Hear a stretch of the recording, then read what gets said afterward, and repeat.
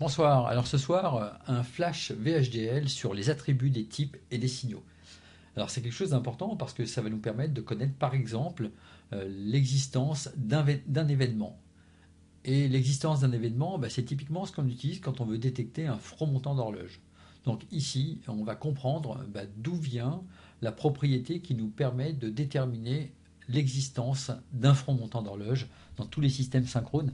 Donc c'est quelque chose qu'on retrouve très souvent en VHDL.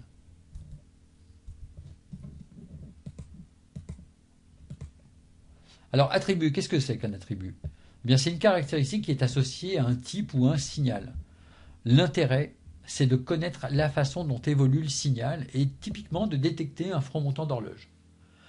Alors, ça permet également d'obtenir des informations sur la façon dont le signal a été défini. Et on verra qu'à certains moments, quand on veut écrire par exemple des fonctions génériques et qui fonctionnent sur des vecteurs de type std vecteur de largeur variable, c'est quelque chose de très utile. Alors attention, il existe des attributs qui sont utiles pour valider un système avec une simulation par exemple, mais qui ne sont pas synthétisables. Ça veut dire qu'on ne pourra pas écrire un code VHDL qui devra être synthétisé dans un FPGA. Un exemple typique, c'est l'attribut lastEvent. Cet attribut, il permet de connaître le temps écoulé depuis le dernier changement d'état d'un signal. Je l'applique sur un signal et ça me permet de savoir quel est le delta T entre le moment où je le teste et la dernière affectation qui avait eu lieu sur le signal. Ça, typiquement, c'est pas quelque chose que je peux intégrer dans un FPGA. Dans un FPGA, il n'y a pas quelque chose de magique qui mesurerait le temps et qui permettrait de savoir le temps écoulé entre la dernière affectation d'un signal et un instant particulier où on veut faire le test.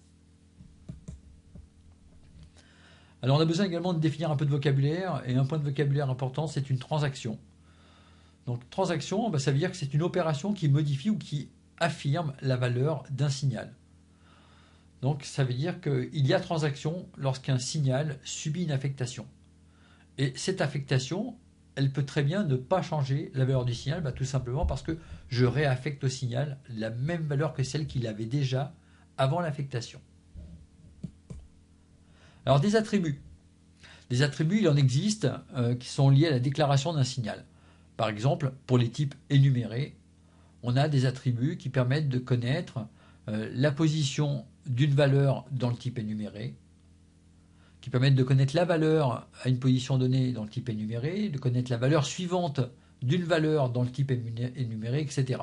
Bon, les types énumérés, on les utilise pas si souvent que ça à niveau Bac plus 2, donc c'est la raison pour laquelle je ne m'étends pas, simplement je précise que ça existe. On va plutôt s'intéresser à des éléments que l'on voit plus régulièrement à niveau Bac plus 2, que sont les tableaux ou vecteurs. Par exemple, l'attribut left, right, high, low, range, ce sont des types, des attributs que l'on verra. Alors on va considérer par exemple le signal compteur de type stdLogic vector set down to 0.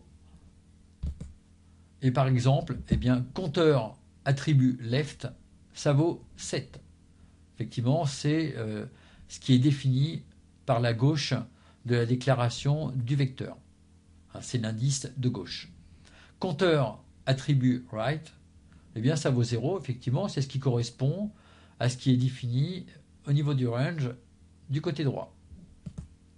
Compteur attribut high, ça correspond à la valeur la plus haute du range, ce sera donc 7 ici.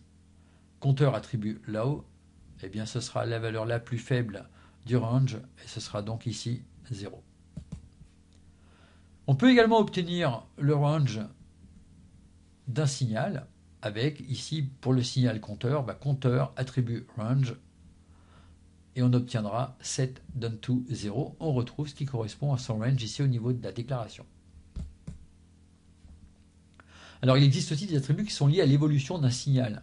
Alors c'est plutôt ceux-là qui nous intéressent, ce sont ceux qui nous intéressent le plus. En particulier, il y en a un qui s'appelle event. Et donc event, ça retourne true si le signal a changé de valeur en entrant dans le process. Donc si je teste cet attribut en entrant dans un process, cet attribut va me permettre de savoir si le signal a changé de valeur au moment où je suis entré dans le process. C'est-à-dire, est-ce que c'est ce signal-là qui a déclenché le process par un événement? Alors d'autres attributs intéressants, last event par exemple, qui retourne le temps écoulé depuis le dernier événement.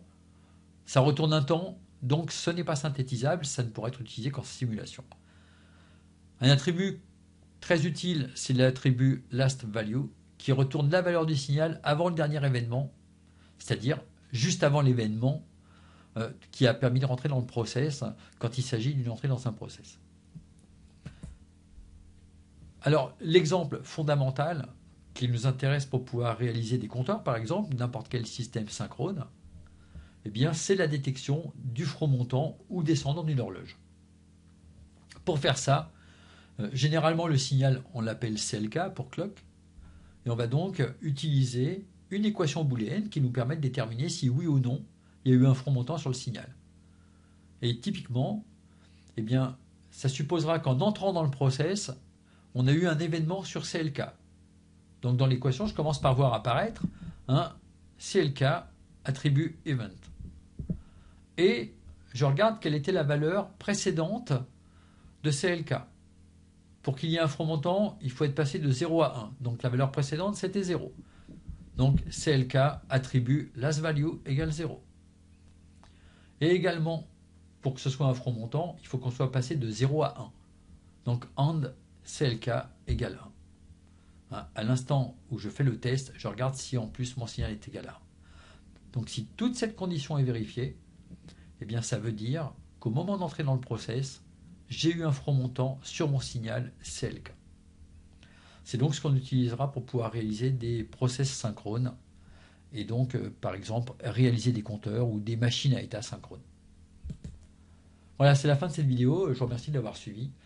Les attributs, c'est quelque chose d'important, en particulier pour ceux que l'on vient de voir ici, c'est-à-dire event last value. Donc si vous avez apprécié cette vidéo, pensez à mettre un like sur YouTube, ça encourage à en faire d'autres.